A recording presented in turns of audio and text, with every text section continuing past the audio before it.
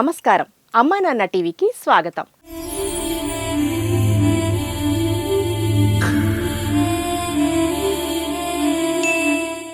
అనాథులంటూ లేని సమాజమే లక్ష్యంగా నెలకొల్పిన అమ్మా నాన్న అనాథుల పుణ్యక్షేత్రంలో వందల మంది నిర్భాగ్యులు జీవిస్తుండగా ఈ పుణ్య ప్రదేశాల్లో ఆ పరమశివుడు శ్రీ సోమనాథేశ్వరుడిగా లింగరూపంలో కొలువై భక్తుల పూజలందుకుంటున్నాడు. భక్తి మార్గం, సేవా మార్గం ఒకే చోట కలుగజేస్తున్న ఈ పవిత్ర ప్రదేశానికి విచ్చేస్తున్న భక్తులు శివయ్యను భక్తి శ్రద్ధలతో అర్చిస్తూ ఇక్కడ జీవిస్తున్న నా అంటూ ఎవరూ లేని అనాథులకు తోచిన సాయం చేసి మానవ సేవే మాధవ సేవ అని చాటుతున్నారు. వెల్లంకి నుంచి విచ్చేసిన సైదులు, శ్రీనివాస్ భక్తులు శ్రీ సోమనాథేశ్వరుడిని దర్శించుకుని స్వామి అనుగ్రహానికి పాత్రులయ్యారు.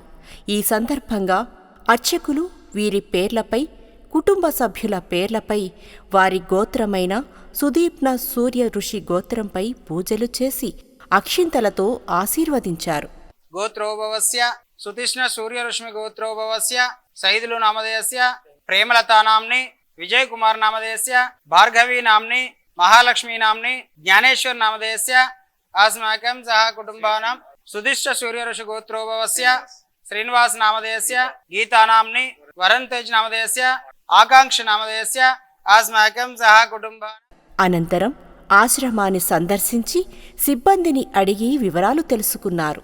ఈ సందర్భంగా సైదులు గారు మాట్లాడుతూ, మాది సొంతం వెల్లంకి గ్రామం అండి. అమ్మా నాన్న ఆశ్రమాన్ని చూసేటందుకు వచ్చినాం. ఇక్కడ శివాలయం పుణ్యక్షేత్రం బాగుంది.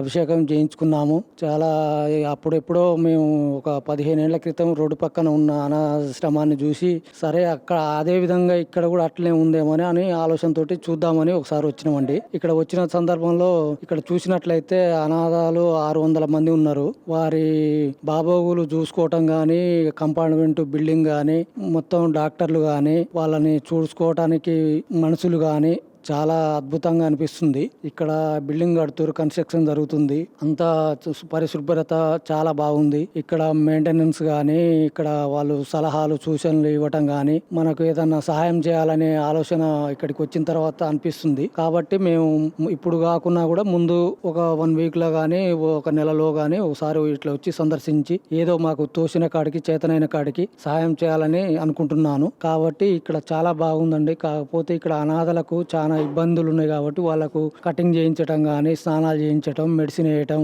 అంతా చాలా మంచిగా ఉంది.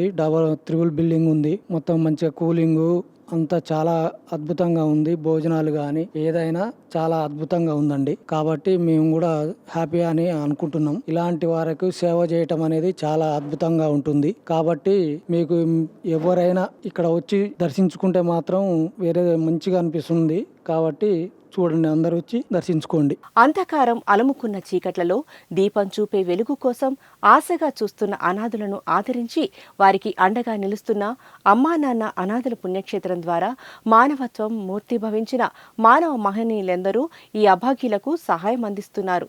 శివయ్య చెంత సేద తీరుతున్న ఈ నిర్భాగ్యులకు స్వయంగా అన్నదానం చేసి వారికి మానసిక ధైర్యం అందించండి. నా అంటూ ఎవరూ లేని ఈ నిర్భాగ్యులకు అన్నదానం చేసి అనంతమైన పుణ్యఫలాలను పొందండి.